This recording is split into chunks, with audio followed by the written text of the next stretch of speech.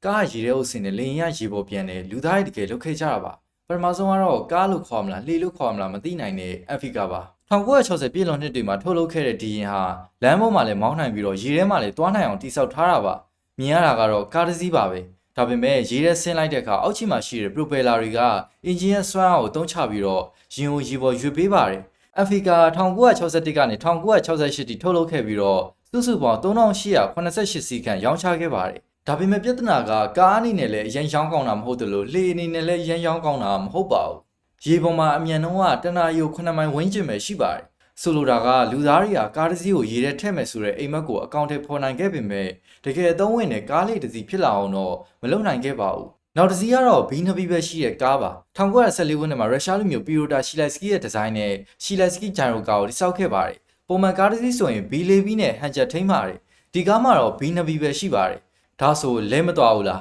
အဲ့ဒီအတွက်အင်ဂျင်နီယာတွေကဂျိုင်ရိုစကုပ်ဆိုတဲ့လက်ပတ်နေတဲ့အလေးချိန်စနစ်ကိုအသုံးပြုပြီးတော့ရင်ကိုဟန်ချက်ညီအောင်ထိန်းဖို့စူးစမ်းခဲ့ကြတာပါစိတ်ဝင်စားစရာကောင်းတာကဒီနည်းပညာစေကူးသက်မဟုတ်ပါဘူးကားကိုတကယ်တိစောက်ခဲ့ပြီးတော့1914ခုနှစ်မှာလန်ဒန်မြို့မှာတော့စမ်းသပ်မောင်းနှင်ပြသခဲ့ပါတယ်ဒါပေမဲ့ဒီလိုရင်မျိုးကယူကားရိထပ်ပုံမရှုပ်ထွေးပြီးတော့ထိုးလုံးမှုနဲ့ထိန်းသိမ်းမှုအပိုင်းမှာအခက်အခဲတွေရှိခဲ့တာကြောင့်လူသုံးများတဲ့ရင်တစီဖြစ်မလာခဲ့ပါဘူးလူသားတွေကဘီနဘီနဲ့ကားတစ်စီးလှုပ်လို့ရမလားဆိုတာကိုအနည်းဆုံးတော့သက်သေပြနိုင်ခဲ့ပါတယ်နောက်တစ်စီးကတော့ကာလာလိန်လာခွဲရခတ်တဲ့ဟေလီကာပါ1913ခုနှစ်မှာပြင်သစ်လိန်ဒီဇိုင်နာမာဆယ်လီယာကဟေလီကာကိုဖန်တီးခဲ့ပါတယ်သူ့ရဲ့အယူဆကတော့ရိုးရှင်းပါတယ်ကားရဲ့ရှေ့မှာလိန်ရင်ပရိုပယ်လာတက်လိုက်မယ်ပြီးတော့အဲ့ဒီပရိုပယ်လာကကားကိုရှေ့ကိုဆွဲခေါ်သွားမယ်ဒါကြောင့်ဟေလီကာကိုကြည့်လိုက်ရင်ဘီးပါတဲ့လိန်ရင်တစ်စီးလိုဖြစ်နေပါတယ်ဒီစီကူးဟာအဲ့ဒီခေတ်မှာအရင်ထူဆန်းခဲ့ပါတယ်ဒါပေမဲ့ထူဆန်းတာနဲ့အောင်မြင်တာကတော့မတူပါဘူးကားရှိမှာလက်ပတ်နေတဲ့ပရိုပယ်လာကြီးတစ်ခုရှိတာကြောင့်လုံခြုံရေးနဲ့လက်တွေအသုံးချနိုင်မှုကကြီးမားတဲ့ပြဿနာဖြစ်လာခဲ့ပါတယ်တနည်းအားဖြင့်လူတွေဟာလိန်ယိုကားဖြစ်အောင်လုံးမဲ့ဆိုတဲ့စိတ်ကူးကိုအကောင့်ထဲပေါ်ခဲ့ပေမဲ့လမ်းပေါ်ကကားတွေဟာနောက်ဆုံးမှပရိုပယ်လာမလို့ဘူးဆိုတာကိုပဲတက်တည်ပြသွားခဲ့ပါတယ်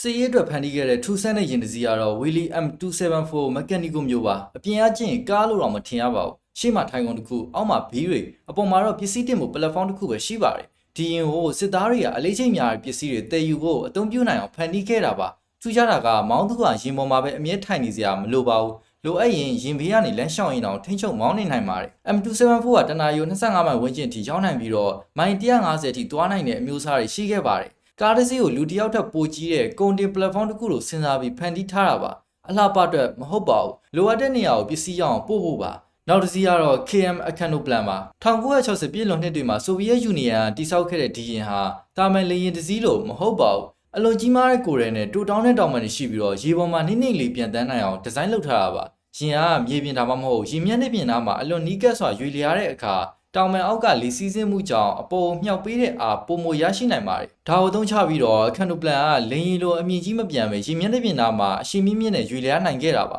အမေရိကန်ထောက်လှမ်းရေးတွေကဒီလိုမသိရသေးတဲ့ရင်ကြီးကိုဓာတ်ပုံတွေထဲမှာတွေ့ရတဲ့အခါအလွန်ထူးဆန်းတဲ့ရင်တစ်စီးဖြစ်သတိထားခဲ့ကြပါတယ်ဒါကြောင့်နောက်ပိုင်းမှာ Caspian Blue ကြီးဆိုတဲ့နာမည်နဲ့တောင်လူသိများလာခဲ့ပါတယ်အခါနိုပလန်ဟာပုံမှန်အဓိပ္ပာယ်နဲ့လင်းရီမဟုတ်တယ်လို့လှေလည်းမဟုတ်ပါဘူးလေရင်ရဲ့လေခွင်းရဆိုင်ရာဤပညာနဲ့တင်မောရဲ့သဘောတဘာဝကိုပေါင်းစပ်ပြီးတော့လုံးဝခြားနာတဲ့ရင်အမျိုးအစားတစ်ခုဖန်တီးဖို့ကြိုးစားခဲ့တာပါနောက်ဆုံးတစ်စီးကတော့ Snow Cruiser ပါ1939ကနေ1939ခုနှစ်အတွင်းတိစောက်ခဲ့တဲ့ဒီရင်ဟာအန်တာတိကရဲ့ရေခဲပြင်ပေါ်မှာသိပ္ပံဆိုင်ရာစူးစမ်းလေ့လာရေးအတွက်အသုံးပြုဖို့ရည်ရွယ်ထားတာပါချီကာဂိုမှာတိစောက်ပြီးတော့ဘော့စတွန်ထိကိုယ်တိုင်မောင်းသွားကအဲဒီကနေတင်မောနဲ့အန်တာတိကကိုပို့ခဲ့ပါတယ်တာမန်ကားနဲ့မဖြတ်တန်းနိုင်တဲ့ရေခဲကဘာတွေကိုအိမ်တလုံးနှီးပါလို့ကြီးမားတဲ့ရင်တစည်းနဲ့ဝင်မယ်အထက်မှာလူတွေနေထိုင်မယ်သိပ္ပံပစ္စည်းတွေတည်သွားမယ်ပြီးတော့အလွန်ဝေးတဲ့အန်တာတိကရဲ့အတွင်ပိုင်းအထိစူးစမ်းမယ်ဒါပေမဲ့လက်တွေ့မှာဒီစိတ်ကူးကမျှော်လင့်ထားသလိုမဖြစ်ခဲ့ပါဘူးအရွယ်စားကြီးမားတဲ့ရင်တစည်းကိုအန်တာတိကရဲ့ခက်ခဲတဲ့မြေပြင်ပေါ်မှာရွေလျားစေဖို့ဆိုတာစိတ်ကူးရရထက်အများကြီးပိုခက်ခဲခဲ့ပါတယ်စနိုးခရူဇာရဲ့ဇလန်ကလူသားတွေရဲ့အင်ဂျင်နီယာစွမ်းရည်ကိုသာမပြဘဲတဘာဝပတ်ဝန်းကျင်တစ်ခုကိုမှန်မှန်ကန်မဲ့ခံမှန်းမိရင်အကောင်းဆုံးနည်းပညာတွေတောင်အလုံးမဖြစ်ဘူးဆိုတာကိုပြသခဲ့ပါတယ်